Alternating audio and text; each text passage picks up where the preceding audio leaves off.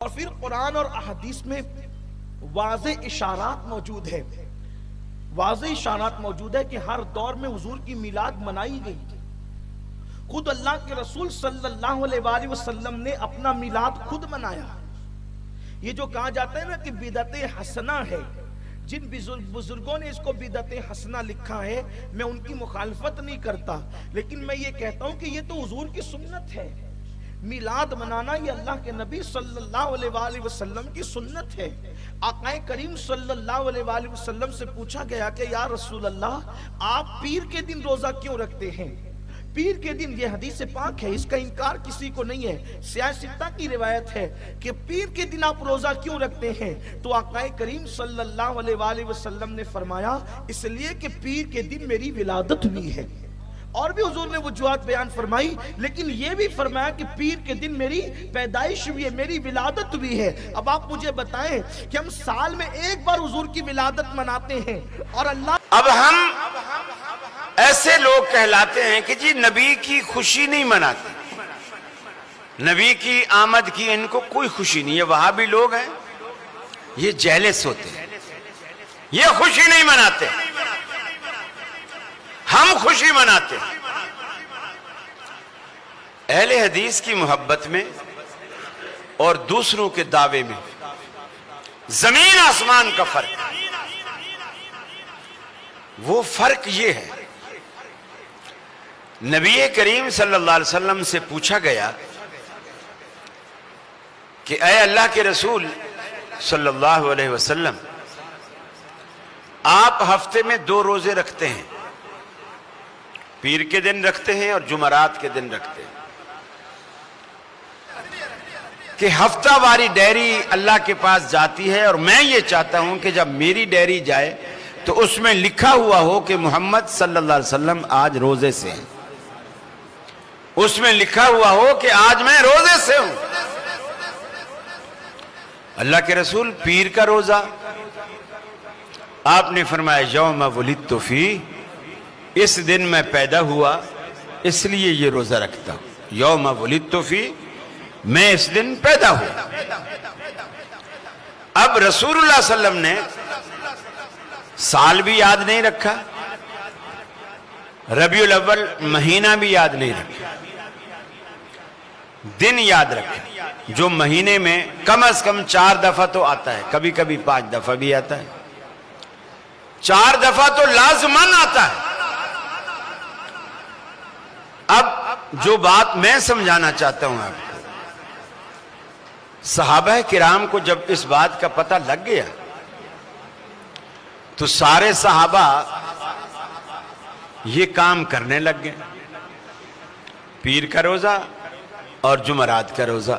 چلو جمعرات کا تو سمجھ میں آتا ہے، لیکن پیر کا سمجھ میں نہیں آتا، کیونکہ آپ نے فرما دیا کہ اس دن میں پیدا ہوا اس لیے روزہ رکھتا ہوں۔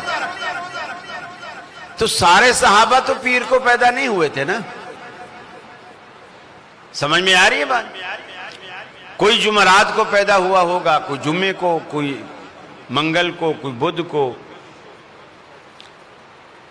لیکن صحابہ سارے پیر کا روزہ رکھتے ہیں، اپنی پیدائش والے دن کا نہیں رکھتے۔ حالانکہ یہ بھی ایک لاجک نکالی جا سکتی تھی کہ اللہ کے رسول اپنی پیدائش کے دن پہ روزہ رکھتے ہیں تو ہم بھی اپنی پیدائش کے دن پہ روزہ رکھیں گے، یہ بھی سنت سے مخالف نہیں تھا۔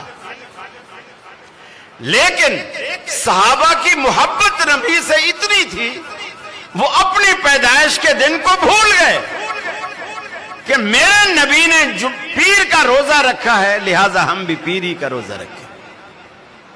یہ صحابہ کی محبت۔ پھر آج جو جھنڈیاں نہ لگائے، کمکمیں نہ لگائے، رنگ برنگی لائٹیں نہ لگائے، کہتے ہیں جی اسے نبی کی ولادت پر خوشی نہیں ہوئی، یہ گویا اس دن کو عید کا دن نہیں سمجھتے ہیں۔ میرے بھائی، رسول اللہ صلی اللہ علیہ وسلم نے اپنے عمل سے ثابت کر دیا کہ یہ دن عید کا دن نہیں ہے۔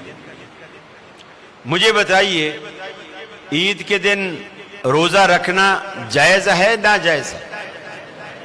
حلال ہے کہ حرام ہے؟ حرام ہے۔ اور نبی مکرم نے اپنی پیدائش والے دن روزہ رکھا، اور عید والے دن روزہ رکھنا حرام ہے۔ گویا آپ نے اپنی امت کو یہ بتا دیا کہ اسے کچھ بھی نام دو، کم از کم یہ عید کا دن نہیں ہے، یہ عید کا دن نہیں ہے۔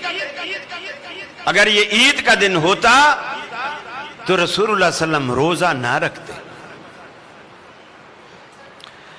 فرمایا یا ایھا الذین آمنوا لا تقدموا بین یدی اللہ ورسولہ، اے ایمان والو، اللہ اور اس کے رسول سے آگے نکلنے کی کوشش مت کرو، وہی کام کرو جو رسول اللہ نے کیے۔ دنیا میں اگر کوئی نیکی رسول اللہ صلی اللہ علیہ وسلم نے چھوڑ دی تو وہ نیکی نہیں، جو کام آپ نے کر لیا وہ گناہ نہیں۔ اللہ کے نبی کی پیروی کرو، آگے مت نکلو۔ پیروی کرنے والے ہمیشہ پیچھے رہا کرتے ہیں، آگے نہیں چلتے۔ نبی کے پیچھے چلو۔ لا تقدموا بین یدی اللہ ورسولہ، اللہ اور اس کے رسول سے آگے نکلنے کی کوشش نہ کرو۔